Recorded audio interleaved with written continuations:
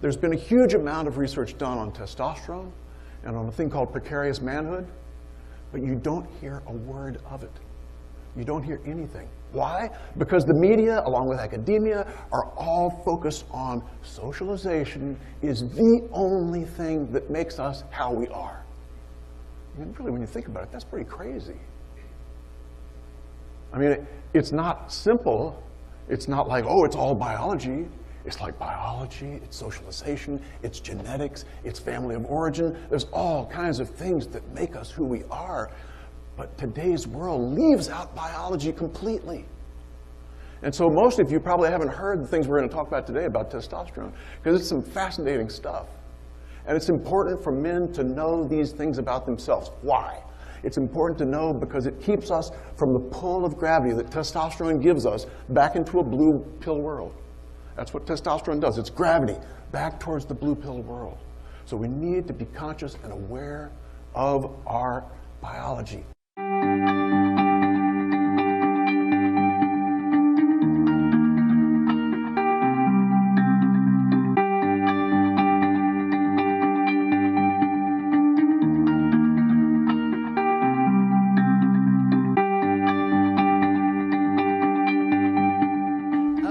So our speaker here right now, sitting behind me, is Tom Golden. He is a therapist with a 30-year track record of wrongfully telling men and boys that they are not the source of all the evil in the world. And despite his clearly misogynist agenda, he has been engaged to give workshops in Australia, Europe, Canada, and the US, and has even been featured on several male supremacist and alt-right media outlets, including CBS, ESPN, the New York Times, and the Washington Post. Tom has held the position of vice chairman of the deeply bigoted Maryland Commission for Men's Health, a body that the Southern Poverty Law Center has somehow neglected to list on its totally legitimate hate map. His website and YouTube channel both share the dubious title, Men Are Good, which any decent and compassionate person would rightly view as the despicable lie it is. Given all of that, we are quite confident here that he abuses his dog. So, ladies and gentlemen, let me introduce to you Tom Golden. There we go. The first thing I want to say is, men are good. Men are good, and that is something the media will not tell you. They won't tell you that. Oh boy. In fact, you know, these are supposed to come up one at a time, so the element of surprise has been taken away. But we'll start at the top one. Living ain't easy in a red pill world. Why is it not easy? One of the main reasons it's not easy is in a blue pill world, guess what happens? Men gauge their value based on what they do, based on their accomplishments, based on their successes. That's where they see their value. In a red pill world, we hopefully have moved into a space where we see our value is in our being. No longer are we pulled back by gravity into this blue pill world that says you're supposed to be doing things all the time. You're supposed to be successful, et cetera, et cetera. So this whole shift, I think, has changed my way of thinking, and I think it's changed some other people's ways of thinking. And we're looking now not just at the places where men face discrimination, hardship, and lack of choice. We're looking now in ways that we can help men enjoy their lives in a different kind of way. And doing that, one example is a little YouTube series I've done called Feeling Good in a Red Pill World. And it's all about helping men to feel good in the red pill world as we are today. And Paul Elam and I have done, come on, there it is.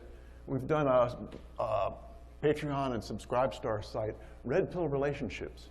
It goes through all kinds of ideas about helping men deal with red pill knowledge in a blue pill world and a blue pill relationship. And it's fascinating stuff. But all of these things are kind of focusing on helping men enjoy their lives as they are, not just look at what the discrimination has been against them. Okay. One path to feeling good is to know thyself. There's lots of research, but, and guess what the but is? The media won't tell you what that research is. There's been a huge amount of research done on testosterone and on a thing called precarious manhood, but you don't hear a word of it. You don't hear anything. Why? Because the media, along with academia, are all focused on socialization is the only thing that makes us how we are. I mean, really, when you think about it, that's pretty crazy. I mean, it's not simple. It's not like, oh, it's all biology. It's like biology, it's socialization, it's genetics, it's family of origin. There's all kinds of things that make us who we are. But today's world leaves out biology completely. And so most of you probably haven't heard the things we're going to talk about today about testosterone, because it's some fascinating stuff. And it's important for men to know these things about themselves. Why? It's important to know because it keeps us from the pull of gravity that testosterone gives us back into a blue pill world. That's what testosterone does. It's gravity back towards the blue pill world. So we need to be conscious and aware of our biology and how it impacts us as men. And there's been a whole bunch of stuff done. Hey you! Yes, you! Watching this video. Did you miss out on going to the International Conference on Men's Issues? Or did you go and now you missed the fun times you had at this amazing event? Experience the magic of ICMI 2019 again, or for the very first time, with Honey Badger Radio's ICMI disc set. The disc set brings ICMI presentations together in one convenient package, as well as disc set exclusive Badger bonus content. Enjoy behind-the-scenes Badger interviews with free speech and men's issues luminaries, like Sargon, Janice Fiamengo, and Count Dankula, as well as a never-before-seen Badger cartoon. Also available is sparkling ICMI merch, such as our professionally designed program book, sticker sets, badges, and more. Go to feedthebadger.com and claim a piece of men's rights history for yourself. And here we have them all listed already. We have 3 floods of testosterone. Did you know that? 3 floods of testosterone. The first flood is in utero. Tiny little baby. The baby is about as big as one of those pecans. But at that time, 2 months in utero, the baby's brain is flooded with testosterone. The male baby's brain is flooded with testosterone. Some females, mostly males, flooded with testosterone. What in the heck does it do? Scientists have done a lot of work with this. Well, they found it does a lot of things. One is it changes our gender identity. It impacts our gender identity. That is, do we think we're a man or a woman? This is in utero. Sexual orientation. It impacts whether we want to sleep with men or women. This is in utero. This is testosterone flooding the brain of little boys in utero. Changes your face. They now know that the more testosterone you get in utero, the more masculine your face is going to look. Isn't that interesting? The less testosterone you get in utero, the less masculine your face is going to look. There's all kinds of things that they're finding out. I mean, they haven't really scratched the surface with this stuff. So what we're talking about now is just the beginnings. But one of the things is that we won't go there yet, the systems brain. You know, there's a guy named Simon Baron Cohen, and he's done some fascinating research on this testosterone flood. And it turns out, in England, where he's from, the hospitals save the amniocentesis samples. You know, amniocentesis is when they put the needle in the belly and they pull out a sample of the fluid, the amniotic fluid. So he found out they did this. What he did was he got lots of these samples, and he measured them all for testosterone. And then he connected those with the children they later became. I think they were like 3 or 4 years old at the time. And there's a lot of them that he did. He came up with all kinds of fascinating stuff about, okay, what's the difference between someone who gets a lot of testosterone or a little bit of testosterone in utero? And he came up with this idea that when you get a lot of testosterone in utero, it's likely you're going to have what he called a systems-oriented brain. Your brain is going to want to think in terms of systems. It's going to want to take things apart. It's going to want to put things together. It's going to, what happens if I take this one piece out? Think Legos, right? Legos! Boys love Legos! Yeah! But some girls like Legos too, and that's fine. Some girls get a lot of testosterone in utero. And here's what's fascinating. The girls who get a lot of testosterone in utero, what do you think happens to them? They're very much like the boys. In fact, we'll talk about the way they play in just a minute, which is one of the main factors that happens with these girls when they move into this place. We call them tomboys. Those girls who got this flood in utero, we call them tomboys. Isn't that interesting? Anyway, Simon Baron-Cohen's stuff and the things we're talking about with the brain, it's not binary. It's not black and white. Some men will have it some way, some will have another way, some women will have it this way. So we're not talking about all one pile and another pile over here. What we're talking about is a standard deviation of 2 for this. This is a chart that shows the standard deviation for height in women and men. The women, you can see, are shorter. The men basically are taller. But there's a lot of taller women, and there's a lot of shorter men. So it's not like it's one way or the other. This is all gray. But we got to understand the gray. We got to take it and understand it as it is, and that there are majorities in there. Some of the gray is important for us to know about. Okay, where did we go? Aggression. They found the testosterone flood. The more testosterone flood you have, the more aggressive you'll be to a certain degree. The difference, I think, the D equals 1.8, for those of you who know what D is, and it's basically a little bit less than the height. The height is like D equals 2. So it's about the same as the height. And I think the aggression thing changes so that as boys mature, it goes down. It gets more equal. But the younger boys have more of the aggression. It does this thing called testosterone priming. Whereas at 2 months in utero, the testosterone flooding through the brain, it starts to sensitize all of the receptors in the brain for testosterone. So later in life, when men get a certain amount of testosterone, boom, those receptors are ready to hit it. You know, it's like it's ready for us. And then the play behaviors, which is probably one of the most fascinating things. You know, we play differently, and the differences in the way we play start in utero. They start in utero. How do boys and girls play differently? Boys prefer trucks, right? And girls prefer dolls. Have you heard about that? Have you seen that before? The boys like trucks? Yeah. And guess what? They did research that showed, oh, boys like the trucks and the girls like the dolls. And the socialization zealots said what? Oh, no. They've been socialized. So they did it with 4-year-olds. Oh, no. They've been socialized. They did it with like 2-year-olds. The 2-year-olds love the trucks and the girls love the dolls. Oh, no. It's socialized. So one of my favorite researchers, Melissa Hines, did this great study. She said, okay, we'll try something different. And so what did they do? They ran the exact same experiment with rhesus monkeys. And guess what they found? The rhesus monkey males loved the trucks. The rhesus monkey girls loved the dolls. So I think I can hear her say to the other researchers, you know, socialization, question mark? I don't think so. Okay, boys, by the time they're 3 years old, prefer to play with boys. Did you know that?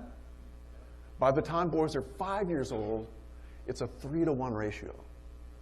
By the time they're, 8 years old, it's an 11-to-1 ratio. Boys like to play with boys, and girls like to play with girls. And the girls have what? Girls have just 1 or 2 friends, but they're deeper friends. They're kind of intimate kind of friends. But what do the boys like to do? They like coalitions, right? They like to play in teams. They like the team sport stuff.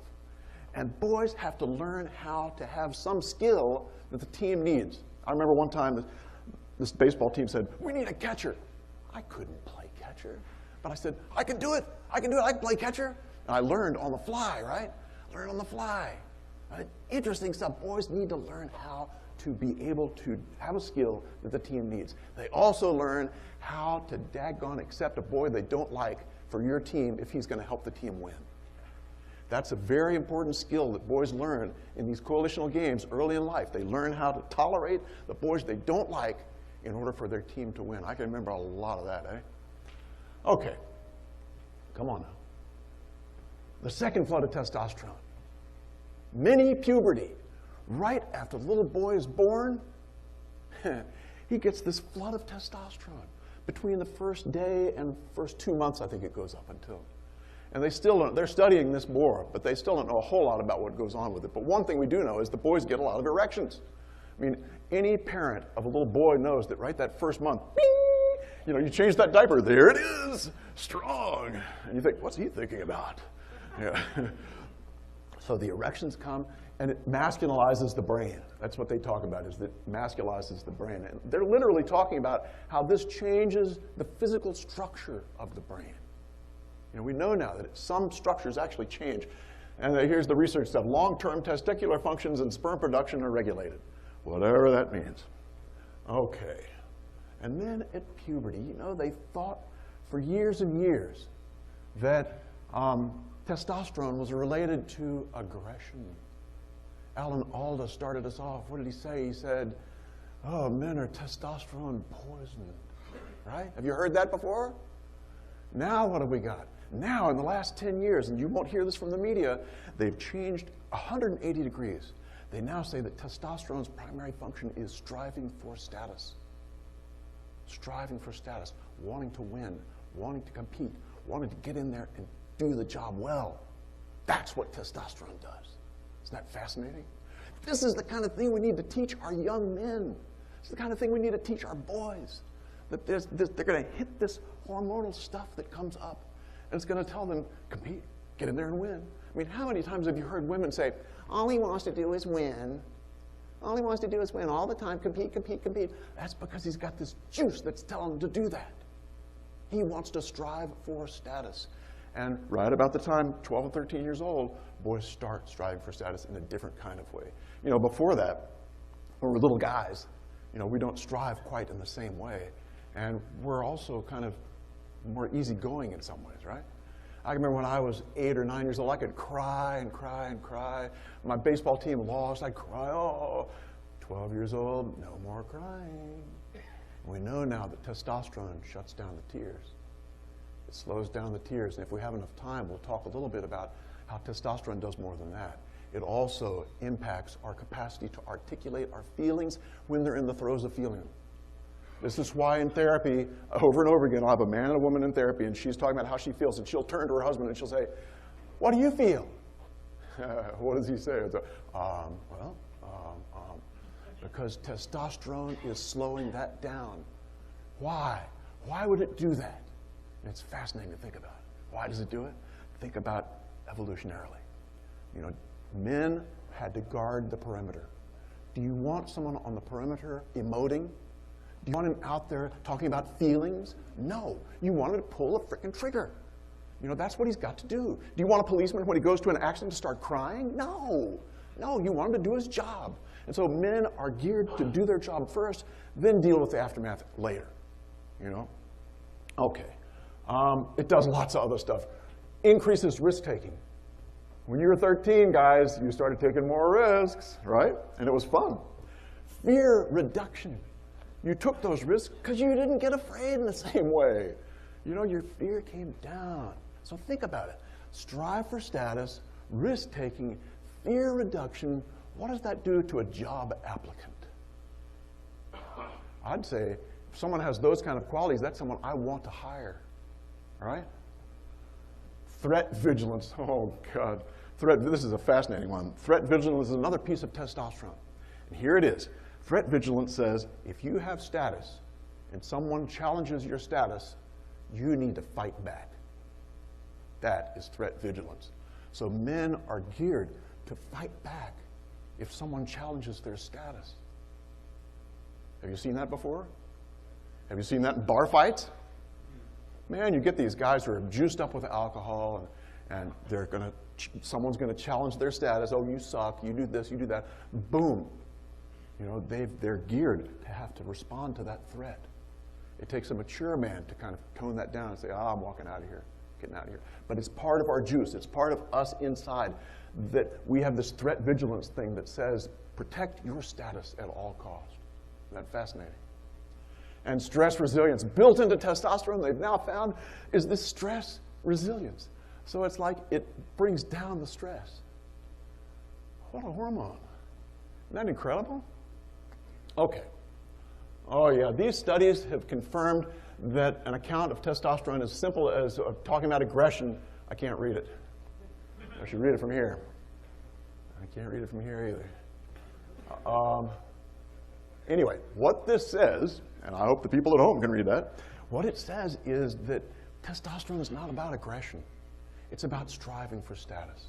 That's what they're saying. This is Eisenegger, 2011, I think, they started talking about this kind of thing. It is absolutely fascinating. Very important for us to know as men. Okay, what increases your testosterone? You start thinking about competing, your testosterone goes up. Did you know that? Winning. When you win, let's see that picture. Oh, there it is.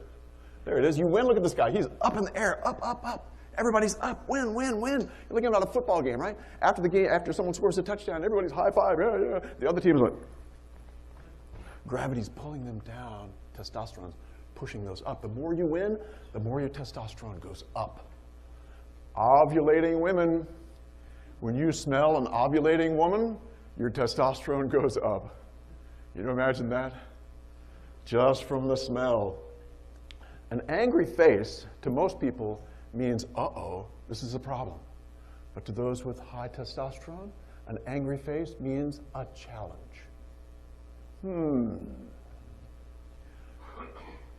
When a woman comes to you, you're having a fight with your spouse, right? She's saying, oh, no. And you're saying, no, I'm not doing that. She starts crying. Guess what happens? As soon as she starts crying, your testosterone goes down. Think about that one. That's a tricky piece. So there's all kinds of things that no one's ever told you about with testosterone. Now, adding on to this, there's this thing called precarious manhood. Because really, what we find is that testosterone is fuel. It's like the fuel, but what's it fuel for? It's fuel for what these people are calling precarious manhood. Precarious manhood. Let's see what they say about this. The status of men is often challenged, the status of women is not. The status of men is often challenged, the status of women is not. When a little girl is born and she goes through puberty, she is from that point forward considered a woman. When a little boy is born and he goes through puberty, he's not considered a man. He has to prove that he's a man. He has to prove it through public displays. That's what they've found with this precarious manhood thing. All over the world, it's the same thing. Every place they've gone, they've found that boys have to prove they are men. It's very, very important for us to know. Because now we understand testosterone's fueling this whole precarious manhood thing, right? And it pushes the precarious manhood stuff. And it's our striving for status pushes us into that mode, right? And the men, where were we? Sorry about that. Manhood must be earned. Womanhood is ascribed. Manhood is tenuous and it can be lost and taken away. Manhood is determined by others and requires public demonstrations of proof. Okay. Do you know what they're talking about here? When they talk about precarious manhood, they're talking about the male dominance hierarchy. They just don't know it yet. Probably in 3 to 5 years they'll figure it out, because what is this? Why would there be all this judgment of men? There's only one reason. Because it's putting men into tiers of value. That's what the dominance hierarchy does. Puts men into tiers of value. With how valuable you are going to be to the tribe, those men are at the top. Those men who have less value for the tribe, think a catcher, he might be here, but if you don't have any skill at all, you're down at the bottom. So we're pushed into this place where our culture is testing men every day. Now, one of the things they've noticed about this is that this creates anxiety for men. I mean, think about it. If you're going into a test, right? You're going into a test, how do you feel? Most of us feel a little nervous, right? You get out of the test, relax. Well, guess what? Men are tested every day. So they're seeing that men's anxiety over this gender role piece is much higher than women's. And guys, if you're 24, 25, 26, and you've got a lot of anxiety and you can't figure out where it's coming from, it's probably partly due to this. Okay, now here comes another one. Oh, good, we can read this. This is the researchers talking, okay? So think about this. This is the researchers. They say, although we can only conjecture at this point, we believe that many of the specific anxieties and behaviors associated with manhood and assessed with various measures of gender role conflict arise because of the elusiveness and impermanence of manhood. Do you get what they're saying there? This is critical. They're saying, now we understand why men do these things. Because they're doing it because of precarious manhood. This is a completely different way of seeing the world of men. And we need to hear more about this stuff. But they go on. The precariousness of manhood, for example, can explain why men value status and achievement, why they display traits such as assertiveness and dominance, and why they engage in risky and aggressive behaviors. So precarious manhood theory is understanding why men do what they do. Completely different from our friends The feminists, oh, here, got a little bit in there, feminine in their appearance.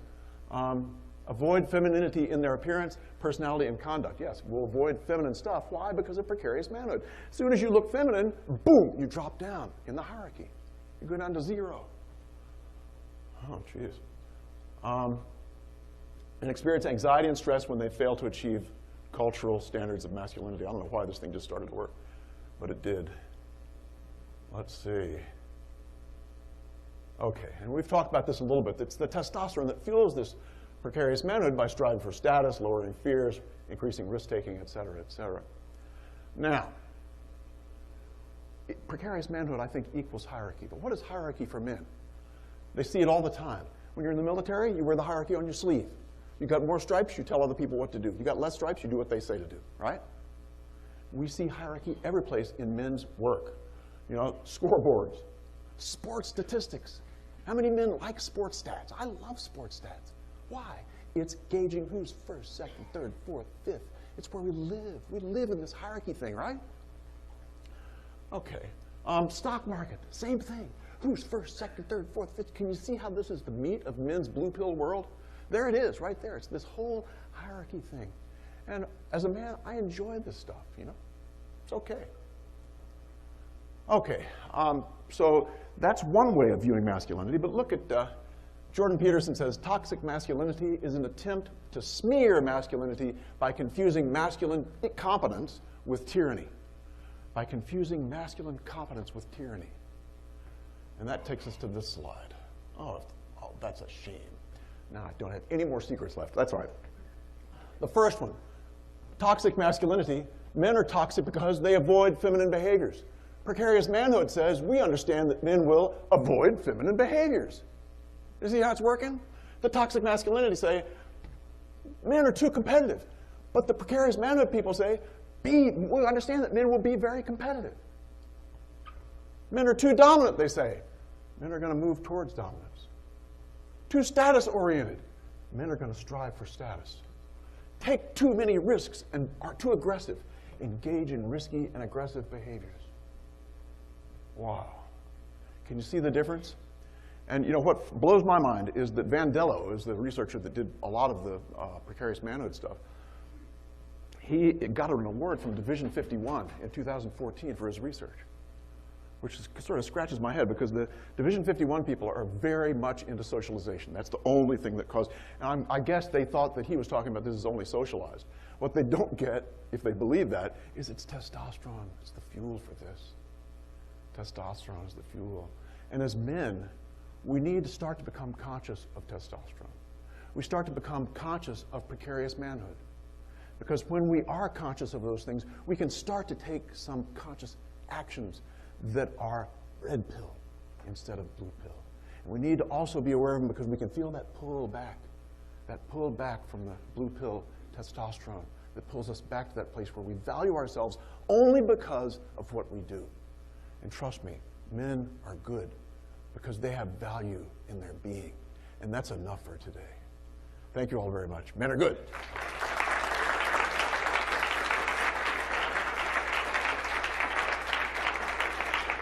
Thank you.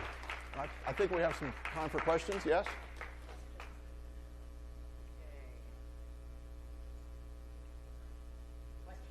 Questions? Okay. This is I hope I don't knock anything over. Hi there. Thank you so much for the presentation. I would say that there is almost nothing in our society that is purely negative or purely positive. Yes. It only depends on how it's channeled. Sure. And I would say all these behaviors can be at the same time very positive for our society and very negative in our society. Absolutely. It's these behaviors that have built our culture. Yeah. The thing is, we need to address how to work with these natural testosterone-driven behaviors and shape them in a constructive way that we don't suffer under them. Yes. And But I think the tricky thing is men that don't want to be part of this hierarchy-driven culture, they need the chance to opt out without being ridiculed. Yes. While the other people, the other men that want to strive for that, should also not be scrutinized what happens at the moment with feminism. Absolutely. When I arrived yesterday here in America, I'm from Germany, I live in the UK. I talked to a friend and I said, men here in America are much more masculine than in Germany and in the UK, I would say. And there are much more male role models in sports, and they are more masculine. And I'm wondering if this, actually, this positive portrayal of masculinity also puts the men that don't have this portrayal of masculinity into a really precarious situation. And with the mass shooters, for example, the ones that are being bullied because they are not jocks, because they're nerds, I think we see potentially a bit more of that here in America than, for example, in Germany. And I think even though it's great that men are being portrayed positive in the media here, it puts a lot of pressure on men. And I think we need to try to find a balance between that. What do you think about that? I agree 100%. You know, we need to be compassionate towards all men. Whether they want to strive for status, whether they're MGTOW, I mean, we need to love them all. You know, if men want to be in the hierarchy, I salute you. If men want to be MGTOW, I salute you twice. You know, I mean, that's just the way things are, and we got to love them all. So yeah, you're singing my song, man. I like that. Hi, Tom. It's Ken Jolivet Hey, Ken. from London. Although I'm American, I just live and work there. Thank you. Yeah. Have you thought about testosterone and, let's say, mental disease? In a sense, follow me. We didn't understand mental illness, psychotic and what have you, in the 60s, 70s, and they were electrocuting them and what have you. It's my thesis and theory that men who have high testosterone are going to be seen as those kind of people back then that we know, that we understand now about mental illness. High testosterone men, they're the majority of the people in jail. They commit most of the crimes, especially sexual crimes and what have you. So it's my thesis that, and what do you think about it, that one day we'll understand that men with high testosterone have a certain thing like what you're pointing out. It's no surprise to me, because I grew up with very high testosterone and still have for 55 years old. I understand all these things. It's like second nature. Yeah. So what do you think about men in high testosterone versus a mental illness kind of discovery that we're not sick, we're just high testosterone? Yeah, so exactly. How do you treat us? Well said. We're not sick with high testosterone. Testosterone is just a hormone. I mean, it's what we have. It's a natural thing. It's like women have ovaries, although I've heard many people say that women overreacting, but that's another thing altogether. You know, and I don't see any connection between testosterone and mental illness. Maybe I'm wrong, but I don't see that. I just see it as a hormone. Oh yeah. Well, you know, if you look at what's out there today with the mental health, someone's going to shoot me for that. The mental health people don't like this idea of testosterone. You're right, absolutely right, and they're going to try and frame it in the worst of terms possible. Tom, this is Paul here. There's something I didn't tell you last night when we were having drinks, and that I've decided to become a feminist. Okay. We love you for that, After Paul. listening to you and all this male bullshit, I've decided to become a feminist. And let me give it to you straight, like I would talk, you know, from the feminist perspective. Take either one of these charts, Precarious man.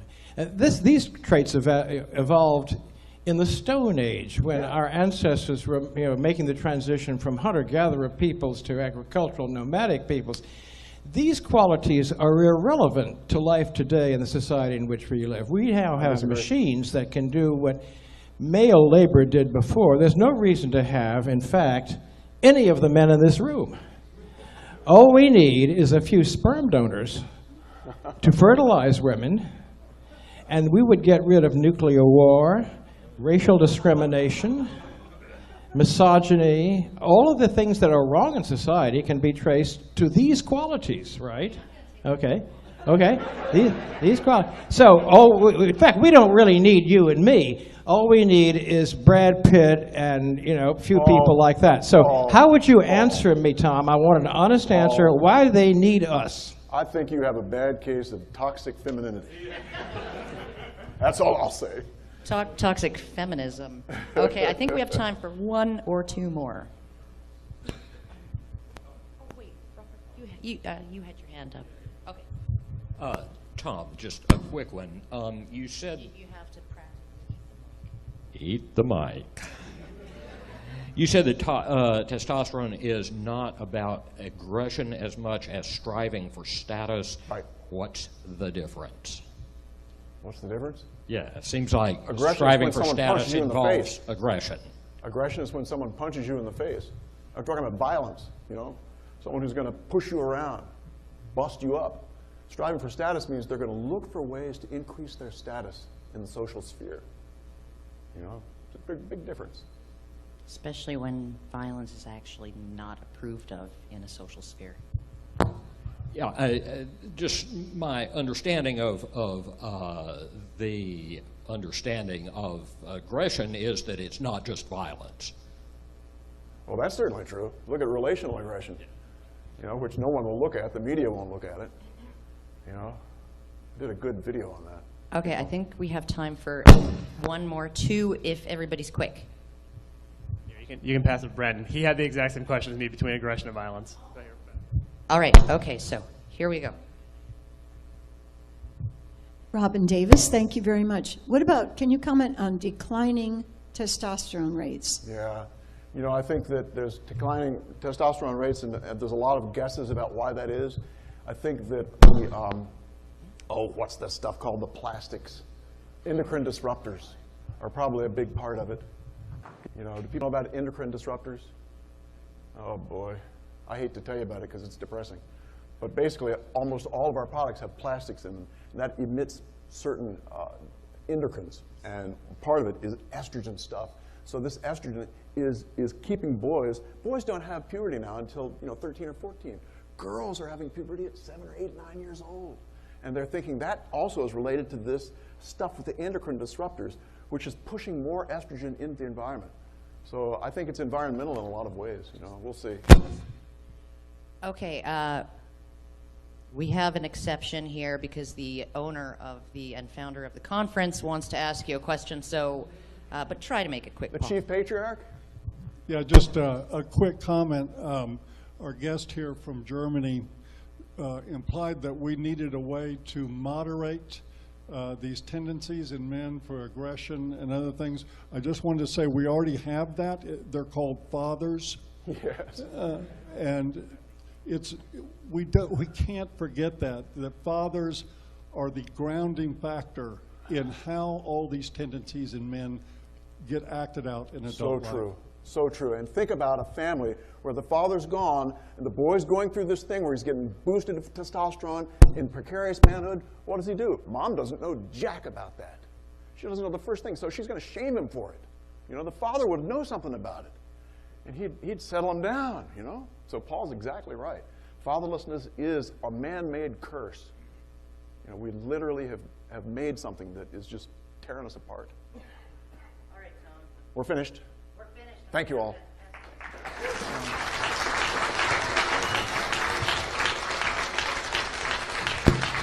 Excellent, excellent presentation. I'm so happy that you decided to talk about testosterone because it really is a misunderstood hormone, and I just think it's it's information that a lot of people should really be thinking about. We are going to adjourn for a short break. We will reconvene at 11 o'clock on the dot, people, for our panel on the testosterone poisoned adolescent boys who are the new face of hate in America, the Covington Catholic School boys. So that will be a panel discussion, and I will see you there in 15 minutes.